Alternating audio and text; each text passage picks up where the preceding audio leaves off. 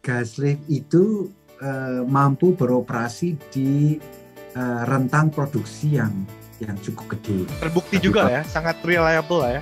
Biasanya dipasang pakai side pocket mandrel namanya. Kalau ada masalah nggak kelihatan toh. Ada yang namanya lift gas performance curve.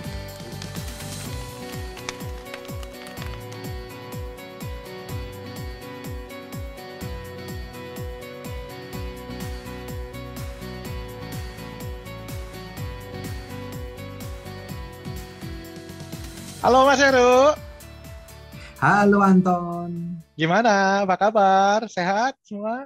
Baik-baik saja? Sehat. Ini lagi apa ya? Lagi sibuk ngurusin sumur nih, Ton. Oh iya Kak, sumur apa nih? Ya, sumur ada sumur di Laut Utara. Oh, Artificial lift-nya itu lagi trouble. oh iya Kak. Artificial lift kalau di tempatku kebanyakan ini, Ton, gas lift. Oh gas lift? Heeh. Oh piye. Gimana tuh? Jadi Gas lift? kalau gas lift itu sederhananya, Heeh. untuk menjelaskan ke teman-teman yang tidak tahu gas lift, kita injek gas di anulus antara tubing dan casing. Aha. Jadi terus gasnya turun ke bawah kan di Heeh. anulus di antara tubing dan casing itu sampai ke titik di mana kita mau injeksi gasnya. Di situ kita kontrol gasnya pakai yang namanya gas lift valve. Nah, nanti Oh, gas itu masuk ke dalam tubing. Terus pas masuk ke dalam tubing karena gas kecampur sama minyaknya, berat kolom fluidanya jadi lebih ringan. menarik, Jadi menarik. dia tugasnya gas lift itu hanya untuk meringankan fluida yang di dalam tubing. Sehingga kalau ringan dia bisa ngalir ke atas. Oke. Iya, Menarik nih. Apa kita ngobrolin itu Mas sekarang? Kita ngobrolin itu aja kali ya. Seru nih. boleh. Sambil sambil berbagi ilmu ya. Iya, kita ngobrol-ngobrol gas lift aja, sederhana apa, kelebihannya apa, gitu kan? Ya, Gimana? ya. Boleh, Bisa? boleh. Boleh? Nah, bisa. Asik. Ini dulu Mas, kita sapa dulu ini. Fans Siap. Dongeng Perbinyakan. Terima kasih Oh udah like iya, and subscribe. betul. Di mana tahun Iya. sini? Atau di sini? Di sini kali Di ya. ya boleh di situ boleh, di situ boleh. Jangan lupa notifikasinya karena kami membutuhkan dukungan. Betul. Like and Ya, subscribe dan komen, share dukungan sama teman-temannya. betul supaya kami bisa berbagi ilmu Mm-mm. sambil ngobrol ngalor ngidul ya Tan ya. Iya. Ud- Kan udah banyak tuh Mas di YouTube, di Google, Wikipedia tentang gas lift. Kalau aku tanya dari sisi Mas Heru, terbukti Tapi juga Pak, ya, sangat reliable ya, itu si gas ya lift ya konsep. jadi kalau bicara apa kelebihan dan kekurangan ya Oke, gas kelebihan. lift ya Heeh, dibandingkan jenis pengangkatan buatan yang lain. heeh. Karena kalau kita tidak membandingkan dengan pengangkatan pengangkatan buatan yang lain, nanti jadi debat kusir. Oh Iya kan? iya, betul. Oke, kalau kelebihan, nah Heeh. gas lift itu mampu beroperasi di rentang produksi yang cukup gede. Jadi dari yang produksinya sedikit sampai produksinya gede, sampai katakanlah berapa 10-12 ribu barrel per hari itu Wow, bisa oke. Bisa ya. bisa dari yang hanya 500 barrel per hari juga bisa liquidnya ya. Hmm. Jadi termasuk yang apa ya namanya sih ya, istilahnya itu pengangkatan buatan yang eh, Versatile, fleksibel, fleksibel. versatile ya. Itu yang pertama tahun. Oh gitu. Yang kedua eh, instalasi gas lift itu sangat common di offshore. Oke. Ya, jadi tidak bukan sesuatu yang membutuhkan spesial ini. Contoh kalau di Indonesia yang paling sukses kalau menurut aku dari segi gas lifting itu Ya. PHM Balikpapan, Oh iya Kak. lapangan-lapangan kayak Handil misalnya. Hmm. Hmm. Mereka udah menurut aku advance dan bagus sekali menerapkan gas lift ya. Jadi common, jadi bukan sesuatu karena common instalasinya, jadi support dari spare part, service company dan lain sebagainya sudah cukup ya. Terus nah gas lift kalau buat teman-teman yang belum tahu, gas lift itu satu-satunya yang bergerak-gerak atau apa namanya? Kalau kalau pompa kan banyak yang bergerak tuh ininya. Ya. Nah, kalau gas lift valve itu ada kayak semacam single elemen. Jadi ada kayak stem yang bisa naik turun pada saat pressure-nya cukup untuk memasukkan gas itu ke dalam tubing. Cuman itu aja dan biasanya dipasang pakai side pocket mandrel namanya. Jadi tubing Hmm. tubing pendek yang ada kayak kantongnya gitu loh di samping. Oh iya iya, agak lebih gendut sedikit Agak sebelah kayak sisinya. Heeh. agak kayak ada kantongannya. Jadi bentuknya nggak circular tapi ada kayak elliptical gitu. Nah, gas lift valve-nya dimasukkan di situ. Nah, akibatnya apa? Karena gas lift valve-nya itu kan di dalam kantong di samping tubing, kita punya akses full bore akses ton dari atas sampai bawah. Oh iya, Jadi kalau betul mau betul betul. ngeran slick line, ngeran wire line itu kita punya akses tubing. Jadi ID-nya tetap Iya, sama terus. Oke ya. oke oke. Dibandingkan kalau misalnya kita pompa ya sudah mentok tok ke pompa, ya kita nggak Iya bisa iya. masuk lebih dalam dari pompa karena di dalam situ. Itu kelebihan lain. Terus yang terakhir biasanya operating expend OPEX-nya untuk mengoperasikan gas lift itu relatif murah. Kalaupun karena cuman satu yang apa namanya moving partnya cuman gas lift valve itu, kalaupun kita ada apa-apa dengan itu ya tinggal tinggal cabut masukkan lagi yang baru. Setelah itu operating cost-nya jadi lebih rendah dibandingkan kalau misalnya harus mengoperasikan Betul betul pompa betul betul. pompa bawah tanah, Ya kabelnya dan lain ya. sebagainya dan lain sebagainya. Brickless lagi kan dia ganti ganti valve, Iya, cu- cuman pakai tanpa cycling unit aja, iya. terus ganti aja nggak perlu pakai rig, nggak perlu pakai Betul, betul. Nah banyak itu Bu, sekali itunya itu kan. kelebihannya lah. Kalau boleh ya, kalau boleh aku list kelebihannya. Tapi kan selalu ada juga perbandingannya. Sekarang kekurangannya atau Oh kekurangannya, kekurangannya, oke. ya toh? Ya. Karena namanya gas lift, itu Mhm. membutuhkan high pressure gas. Mhm. Yang pertama harus ada gasnya. Oh iya Jadi iya kalau betul. kalau kalau di daerah situ tidak banyak gas, Heeh. baik baik baik dari gas proses atau dari lapangan gas dekat situ, ya mahal. Kalau kita harus beli gas hanya untuk ngegas lift sumur ya mahal jadinya, ya kan? Jadi sumber gasnya harus ada. Makanya kayak di offshore Laut Utara atau di Handil di Balikpapan sana di Delta Mahakam, karena di dekat situ ada supply gas yang cukup, ya cocok gas lift jadinya.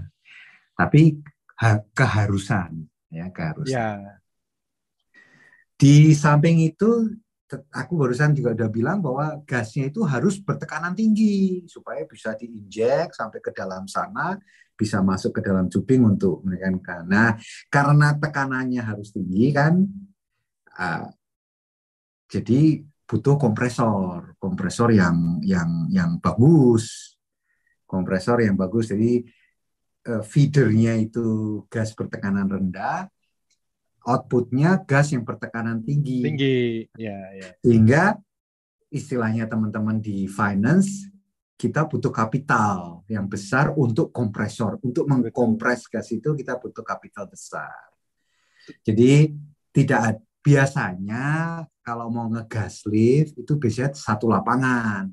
Nggak bisa cuma satu Satu sumur. sumur. Ya ya ya. Atau beberapa lapangan dikumpulkan satu satu gas feedernya, baru gas Oke. liftnya dibagi-bagi.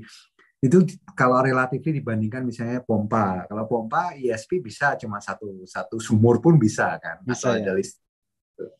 Terus Terus gasnya salah mas, satu gasnya harus kering nggak atau bisa gas ya yang ya sebaiknya sebaiknya good quality juga karena mempengaruhi metalurgi di dalam anulusnya kan. Jangan sampai korosif dan lain sebagainya. betul betul Nah, betul. tapi karena itu tadi, karena bertekanan tinggi, akibatnya ada pipa distribusikan harus didistribusikan ke sumur-sumur tuh Mm-mm, mm-mm, kan melalui pipa. Akibatnya mm-mm, kan ada pipa bertekanan tinggi di lapangan mm-mm. itu. Nah, itu membutuhkan ekstra lah, ekstra safety, ekstra apa, integrity dari pipanya harus Ya, bagus kan. berarti Kalau enggak kan, ya production casingnya hmm, harus harus diperhitungkan juga ya, integrity production casingnya harus betul, sesuai betul, dengan tekanan betul. gas yang akan kita injek. Ya, aku sih lebih concern ke yang di surface ya, yang di surface atau yang di dasar laut kan. Kita nggak mau juga mencemari atau ada Ya, gas bocor, bocor ke betul betul lingkungan. betul betul betul. Nah Wah, itu kira-kira kekurangan gas lift dibandingkan artificial lift yang lain. yang lain. Itu Wah, toh. wah asik juga ya itu gas lift. Ya. Gampang banget jadinya ya kesannya ya. Terus Nah, kalau kalau ada cerita unik nggak Mas? Apa problem paling menarik yang tentang gas lift? Aku ada satu tapi Mas dulu dah. gas lift itu apa namanya saking pemaafnya karena tadi kan rentang produksinya eh, tentang produksinya gede terus yang moving partnya cuma satu gitu kalau ada masalah nggak kelihatan ton jadi efisiensi biasanya kalah sama Oh, pompa misalnya dari segi efisiensi pengangkatan ya ya, ya, ya. jadi kalau pompa ada masalah mati langsung ketahuan, betul nggak? Betul, betul. Karena kalau gas lift ada masalah kadang-kadang nggak ketahuan, kita pikir ya lancar-lancar aja, Taunya ya enggak. kan? Nah itu kembali aku mau ambil apa contoh kasus untuk lapangan handil yang di Pertamina Hulu Mahakam itu mereka dari segi gas lift monitoringnya, jadi sumurnya di mana di Delta Mahakam sana, tapi teman-teman di balik papan sudah bisa terima data di meja masing-masing, itu mereka sudah canggih juga dari segi monitoring, surveillance-nya. Nah, aku ada Sehingga kalau pertanyaan nih, ada Mas. apa Oke, itu? oke. Kalau kalau milih gasnya mau diproduksi apa dimasukin ke jadiin gas lift? Nah, piye? Ayo. Ayo. Kan gimana tuh? Ada yang namanya lift gas performance curve. Lift gas Oke. performance curve itu plot sederhana antara jumlah gas yang diinjeksi dengan liquid yang diproduksi, ya kan? Hmm. Jadi sebaiknya dicari yang optimum. Jadi tidak asal banyak injeksi, ya, nggak apa banyak injeksi gas, tapi yang diangkat cuman ternyata bedanya cuman sedikit. Jadi misalnya nih aku sebagai production engineer aku bilang kalau menurut lift gas performance curve yang aku punya sumur ini optimalnya di 2,5 juta kubik feet per hari misalnya. Ya kita injek 2,5 juta kubik feet per hari, katakanlah produksi 1.000 nih ya. Hmm. Nah, terus aku bilang ini kayaknya kalau diinjek 3 juta, 500.000 lagi, 0,5 juta lagi, kayaknya produksi naik nih. Kita coba, kita injeksi kan, 3 juta. Ternyata naiknya cuma 100 barrel dari 1.000. Jadi kita nginjek 0,5 juta lebih banyak, naik produksinya cuma 10%. Jadi berapa juta per barrel liquid itu yang untuk menjawab pertanyaanmu itu apakah Ah, lebih baik diinjeksi atau lebih baik diekspor dijual itu hmm. berdasarkan angka itu jadi kalau angka itu misalnya udah kecil misalnya cuma 0,1 misalnya cuma 0,1 barrel per 1.000 Bu, kubik feet misalnya ya kita bisa bilang ya jangan diinjek dijual aja dijual. itu biasa.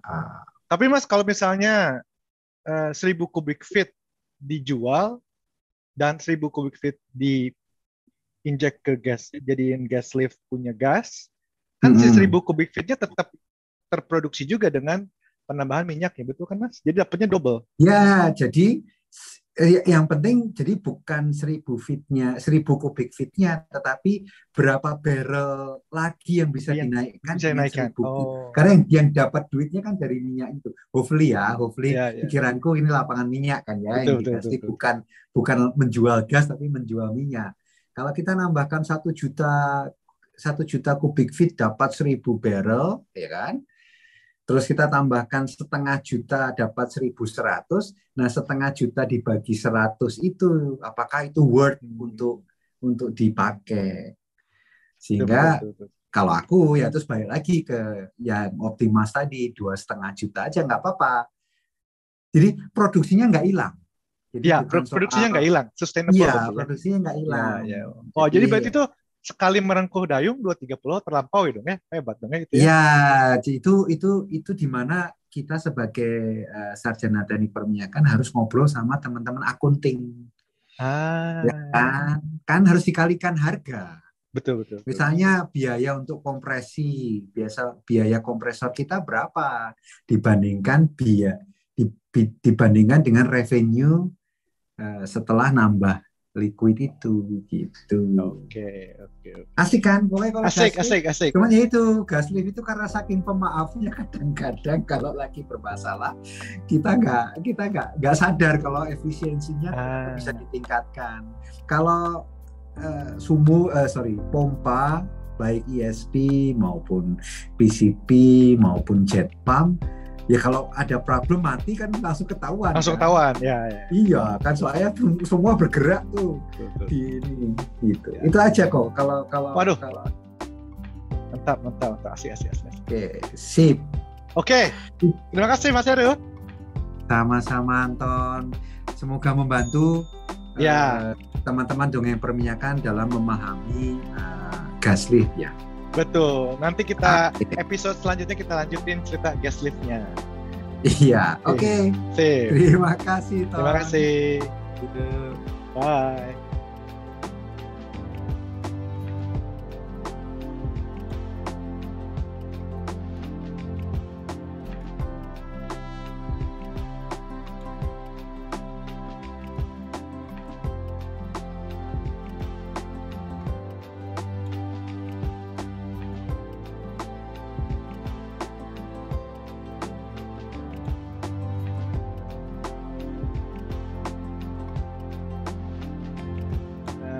Ada sumur bermasalah, ada integrity problem.